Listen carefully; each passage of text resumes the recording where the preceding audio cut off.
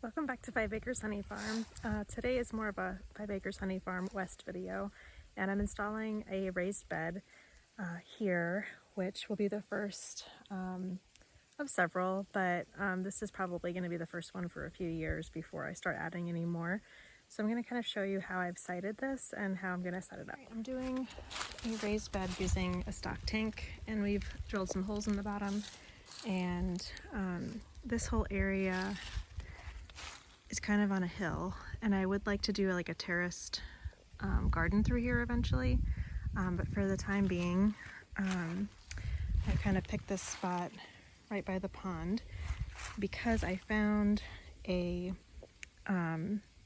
solar powered watering system that will detect the water content of the soil, and it will then water it only when the raised bed will need it. So that's really good because we're not here full time, and I want to make sure what I'm planting in here will get taken care of if it's not going to have natural rainfall, like if we are in a drought, like right now we're in a drought. The other thing that I'm doing, and I'll kind of show you some of the plants that I have set up, is I'm really trying to lean toward perennials and low maintenance plants, because again, like we're not here full time, and also I want to kind of get the benefit of things later on, but do the work now, which is why I'm doing a raised bed, because I feel like that's going to be something in the long term that I can like age into with gardening. And then most of the other things that I'll be planting in here will be fairly low maintenance, like garlic and onions, because it is fall and trying to get all that fall stuff in. But the pond is looking pretty good. There's a lot of silt building up over there, so I'm gonna actually be using that in the raised bed as I set it up. I'm finding lots of little worm friends down here too, which is great to see. I just leveled the ground area, so that extra dirt or soil that I took out is just here.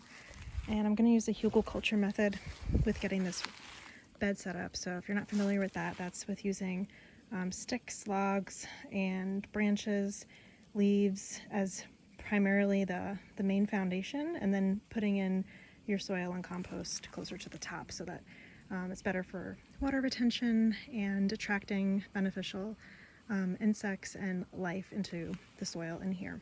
So I'm gonna get this set up with, actually right up here there is a pile of I think it's old cedar fencing or pine fencing that the previous owners had left behind, and it's really not in a good condition to use for fencing, so I'm gonna just use it in here and get it set up in here. This is the progress I've made on the pile, so you can see like all this wood was just resting on the ground, and I'm trying to go fairly slow because I would imagine that some snakes and different creatures are probably using this as their habitat, which, I mean, that's rightfully so. This is a great spot. But I'm kind of leaving some of the pieces in here just in case there are some critters living in here. That way they'll have some habitat through the fall and winter. But I'm going to take probably the top layer off this section, and I've just been tossing it down. And the bed is just about halfway full, so that's my goal, is to get it to about half to 2/3 of the way full, and then I'll be raking in the surrounding leaves, some silt from the pond, and then putting the topsoil on. Okay, I've got it about 2/3 of the way full, and I'm about to rake in the leaves, put the pond silt in, and get the soil on.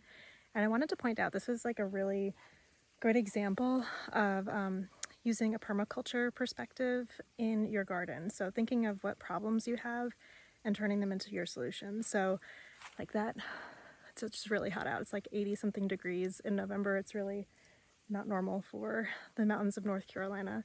That wood pile up there that was rotting, unusable, just attracting pests. Although it is a bit of a habitat for wildlife, but it's pretty much a problem. So, making sure, taking that time to observe and thinking about how it can be a solution, this was a great way to just repurpose it and turn it into some fuel and food. I've added the leaves, and I did 5 little shovelfuls of silt from the pond over here. So now it is time for me to add my raised bed soil. So I've got 5 bags of this raised bed soil, and I personally like to look for the OMRI listed because that's one of the certifications for organic use. So I'm going to go carry the rest of the bags down here. And one thing I wanted to point out, if you haven't made a raised bed before, like this looks like there's not much room left for soil, but this is going to sink fairly considerably. So, just try to kind of overfill in a way. Like I'm going to try and get this as full as possible, because over time you're going to be adding, compost over the years and just continuing to feed and add to this. All right, I forgot to mention that I'm also digging a little hole to insert that little fire pit over there, and I was planning on taking that native soil and putting it in here. I also just moved all the soil that I had moved out to level this. I put that in here. However, it's way more rocky over there, so I'm not using that. Now, finally, going to add all the bags of soil into here. Got the asparagus planted in the fennel, and I thought I brought crimson clover seeds, but I can't find them. And I'm planning on doing all the garlic in the front section. And if I find my crimson clover, I'm going to kind of do them through the middle, because by the time the crimson clover bloom and they're done next spring, that'll be the time when I'll plant peppers through here. And then I'm planning to do like sunflowers, corn, and tomatoes in the back. So I've just put this chicken wire fence up temporarily, because the plan is to do an electric fence next year. So this is just to protect the winter stuff. I already have a solar powered electric fence, but I use it through the winter for the quail while they're in the high tunnel, so it'll be perfect, because then I could just bring it here for the growing season when the quail are back in their coop, and use it here instead. So yeah, just a temporary little protection from the critters around here. And I just used the little watering can from the pond to water everything, and fortunately this only required 2 bags of the soil, so I can return the other 3. So all in all, pretty good. And I got my fire pit installed right there, so I can enjoy that.